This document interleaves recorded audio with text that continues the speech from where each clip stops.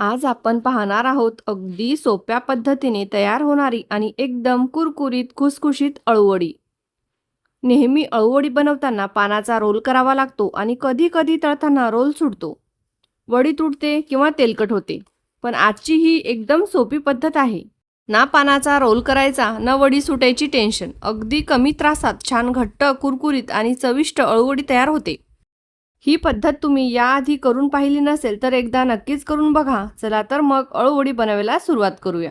नमस्कार, मी रसिका. रस्सूची रसोईमध्ये तुमचं सगळ्यांचं मनापासून स्वागत. तर सर्वप्रथम अळूवडी बनवण्यासाठी शक्यतो गडद हिरव्या रंगाची पानं घ्यायची. पान बघा, तुम्हीही स्पष्टपणे पाहू शकता की या पानाच्या काठाला अशा काळपट रंगाची रेष असते. ही पाने थोडी जाडसर असतात आणि याचा देठ सुद्धा काळपट रंगाचा असतो. ही पाने तुलनेने कमी खाजरी असतात. त्यामुळे या पानापासून बनवलेली अळूवडी खायलाही खूपच स्वादिष्ट लागते आणि वडी छान कुरकुरीत होते. सर्वप्रथम पानाचा हा देठाचा भाग काढून घ्यायचा. हा भाग बराचसा खाजरा असतो, यामुळे सगळ्या पानाचे देठ अशाच प्रकारे काढून घ्यायचे. इथे आपण 2 जुड्या अळूची पाने घेतली आहेत. आता एक एक पानं घेऊन यावरील जाडसर शिरा या पद्धतीने व्यवस्थित काढून घ्यायच्या आहेत.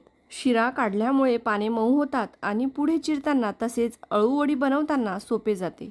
या पद्धतीने मी सगळ्या पानाच्या शिरा काढून घेतल्या आहेत. आता 4-5 पाने एकत्र घ्यायची, त्याचा असा रोल करून घ्यायचा आणि शक्य तितकी बारीक चिरून घ्यायची.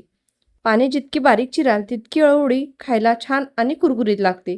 आता ही बारीक चिरलेली पाने एका भांड्यामध्ये काढून घ्यायची. यामध्ये थोडं मीठ घालून हाताने पाने व्यवस्थित चोळून घ्यायचे. मीठ चोळल्यामुळे पानामधील पाणी बाहेर येतं आणि पाने मऊ होतात. त्यामुळे पुढे यामध्ये बेसन आणि मसाले मिसळताना मिश्रण एकजीव करणे अगदी सोपे जाते. थोडा वेळ हा भांड बाजूला ठेवूया. तोपर्यंत अळूवडीसाठी लागणारा मसाला तयार करून घेऊया. त्यासाठी मिक्सरच्या छोट्या भांड्यामध्ये 10 ते 12 लसूण पाकळ्या, 5 ते 6 हिरव्या मिरच्या आणि 1 मूठभर कोथिंबीर घेऊन हे सगळं बारीक वाटून घ्यायचं आहे. बघा, आपला मसाला छान बारीक वाटून घेतला आहे. आता मीठ लावून ठेवलेल्या अळूच्या पानामध्ये हे वाटलेला मसाला घालायचा. त्यानंतर अर्धा चमचा जिरे, पाव चमचा हळद, थोडीशी धनेपूड आणि अर्धा चमचा लाल तिखट घालायचं. त्यानंतर यामध्ये 1 कप बेसन घालून सगळं साहित्य व्यवस्थित मिक्स करून घ्यायचे. यामध्ये वरून अजिबात पाणी घालायचं नाही. आपण पानाला मीठ लावून ठेवले होते, त्यामुळे पानामधून जे पाणी निघाले आहे त्याच पाण्यामध्ये बेसन व्यवस्थित मिक्स करून घ्यायचं आहे. सुरुवातीला मिश्रण थोडे कोरडे वाटले तरी काही हरकत नाही. यामध्ये आपण 1 चमचा चिंच आणि गुळाचं पाणी घालणार आहोत. त्यामुळे मिश्रण हवं तसं घट्टसर तयार होतो. माझ्याकडे आज चिंच उपलब्ध नव्हतं, त्यामुळे चिंच गुळाच्या पाण्याऐवजी मी इथे अर्धा लिंबाचा रस घालणार आहे. त्यामुळे अळूवडीला छान आंबटपणा येईल आणि मस्त चवही खुलून येईल. पण तुमच्याकडे चिंच असेल तर नक्की चिंच गुळाचं पाणी 1 चमचा यामध्ये घाला.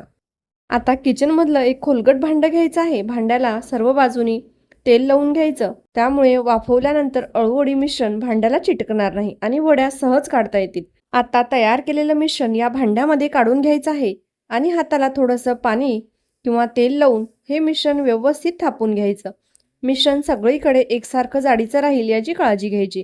म्हणजे वाफवल्यानंतर अळूवडी सगळीकडून व्यवस्थित शिजेल आणि कापतानाही छान तुकडे होतील. मिश्रण खूप जाड थापायचं नाही आणि अगदी पातळही करायचं नाही. मध्यम जाडीची लेअर ठेवायची. आता या थापून घेतलेल्या मिश्रणावर 1 चमचा वरून तीळ घालायचं आणि व्यवस्थित पसरवून घ्यायचं. अळूवडी वाफवण्यासाठी मी गॅसवर एक जाड तळाची कढई ठेवली आहे. कढईच्या तळाशी पाणी घातलं आणि एक स्टँड ठेवलं.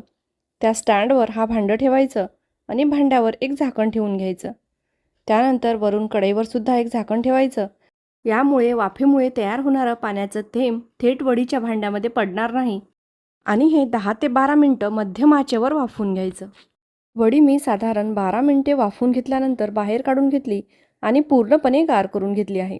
बघा, शिजल्यानंतर वडीच्या कडा आपोआपच भांड्यापासून सुटल्या आहेत. आता सुरीच्या मदतीने कडांना अलगद सोडून घेऊया, म्हणजे वडी पूर्णपणे भांड्यापासून सुटेल. त्यानंतर ती सावकाश एका ताटामध्ये काढून घेऊया. बघा, वडी अजिबात तुटलेली नाही आणि अगदी छान सेट झालेली आहे. आता मी हे चौकोनी तुकड्यामध्ये कट करून घेत आहे. तुम्ही तुमच्या आवडीनुसार कट करून घेऊ शकता. इथे एक महत्त्वाची टीप लक्षात ठेवायची. अळूवडी वाफवून झाल्यानंतर ती लगेच काढू नका. वडी पूर्णपणे गार झाल्यावरच कडा अलगद सोडून ताटामध्ये काढून घ्यायची.